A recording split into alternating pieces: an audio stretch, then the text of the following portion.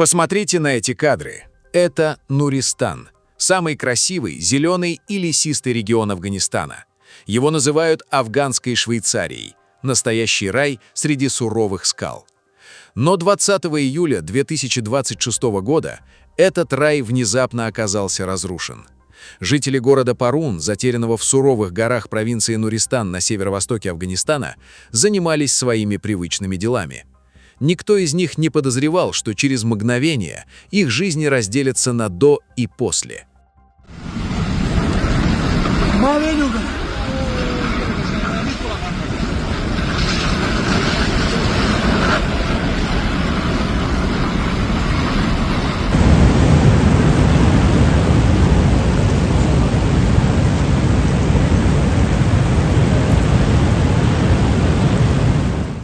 Небо, затянутое тяжелыми тучами, разверзлось стеной проливного дождя. Буквально за пару часов сухие горные русла превратились в смертоносные потоки. В 3 часа дня миллионы тонн жидкой грязи, смешанной с валунами и вырванными с корнем деревьями, обрушились на административный центр провинции. Потоки сметали все на своем пути – жилые дома, рынки, автомобили, дороги и мосты. К исходу дня стало ясно – Нуристан пережил одно из самых разрушительных стихийных бедствий за последние годы. По официальным данным, как минимум 23 человека погибли, около 80 получили тяжелые ранения, а судьба более чем 100 местных жителей до сих пор остается неизвестной. Одной из жертв стихии стал мэр города Парун Саид Ахмад Архаби. Его тело спасатели обнаружили под завалами.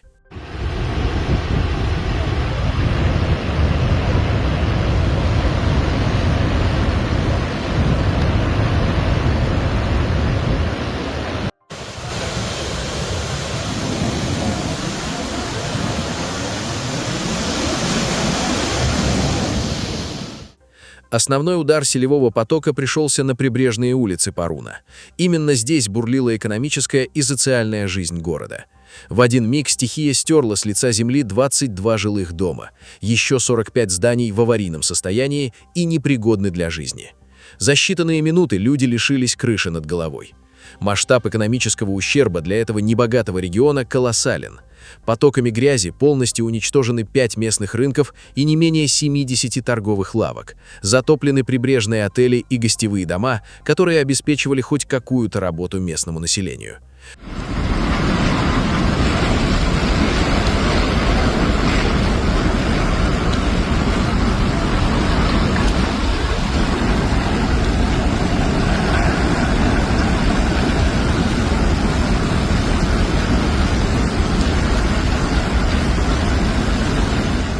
Но на этом разрушения не закончились.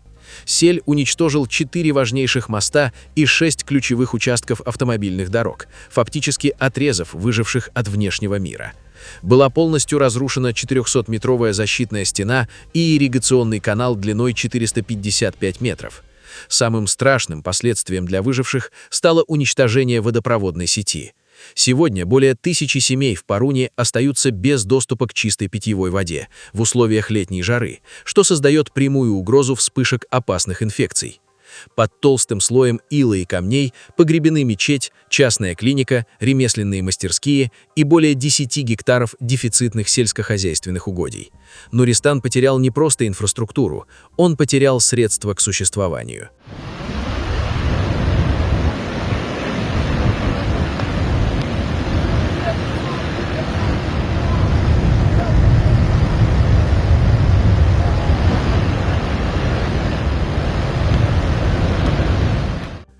Самая горькая часть любой катастрофы – это человеческие потери.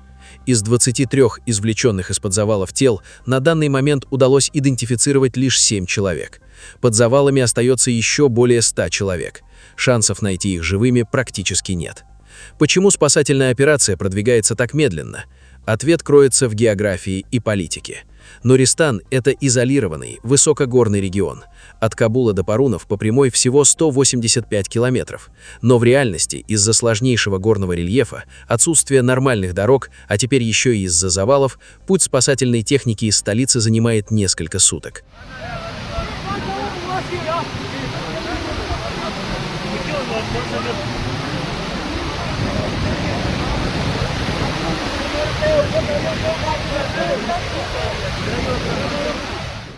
В 21 веке в эпицентре катастрофы люди вынуждены разбирать завалы вручную. Местные жители, выжившие в этом аду, вместе с немногочисленными волонтерами афганского красного полумесяца используют обычные лопаты, мотыги и деревянные шесты. На весь город есть только один исправный бульдозер, который физически не способен сдвинуть с места гигантские валуны, блокировавшие целые улицы. Гуманитарный кризис в Паруне разворачивается на фоне глобального тупика, в котором оказался Афганистан. После смены власти в 2021 году объемы международной помощи стране сократились до минимума. Многие зарубежные фонды и спасательные миссии покинули регион из-за санкций и политических разногласий с новым правительством.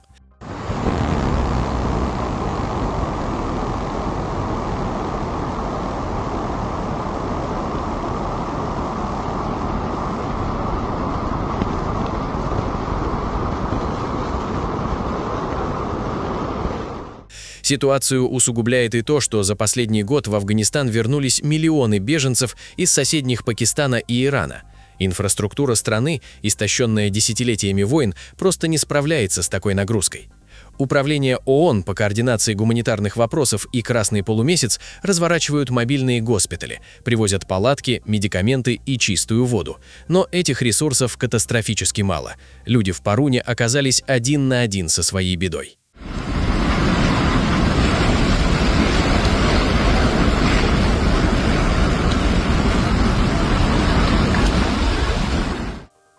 Но почему эти дожди стали столь смертоносными? Национальное агентство по охране окружающей среды Афганистана бьет тревогу. Провинция Нуристан исторически считается самым лесистым и зеленым регионом страны. Местные густые леса веками служили естественным щитом. Корни деревьев и кустарников работали как гигантская природная губка. Они скрепляли горную почву и впитывали излишки влаги во время дождей. Однако десятилетия хаоса, безвластия и отсутствие экологического контроля привели к катастрофе. Незаконная варварская вырубка лесов ради ценной древесины и расчистка склонов под пастбища уничтожили этот защитный барьер.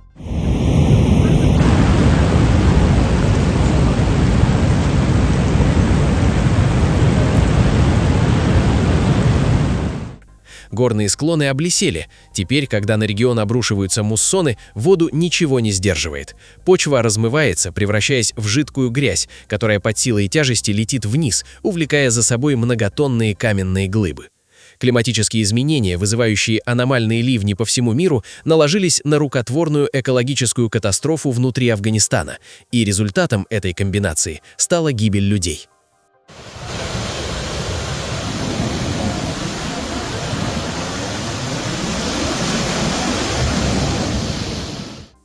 Трагедия в Паруне еще далека от завершения. Метеорологическая служба Афганистана уже продлила штормовое предупреждение.